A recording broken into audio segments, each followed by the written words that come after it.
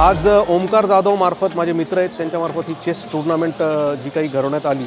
आज अप्रतिम अरेंजमेंट मी बघितलेली आहे। 200हून अधिक चेस मास्टर्स आज इथं आज टूर्नामेंट्समध्ये आलेले आहेत आणि पूर्ण उत्तर महाराष्ट्रातून महाराष्ट्रामधून आलेत।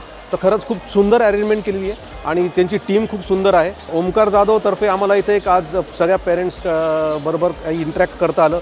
स्वस्था यू ही जी संस्था आहे ही अंथरुणावर खेळलेले जे रुग्ण आहेत त्यांना एक नर्सिंग केअरटेकर्स घरपोच सेवा देणारी ही एक अग्रगण्य 10 वर्षापासून संस्था आहे आणि आज ओंकारमुळे आम्हाला ही संधी मिळाली।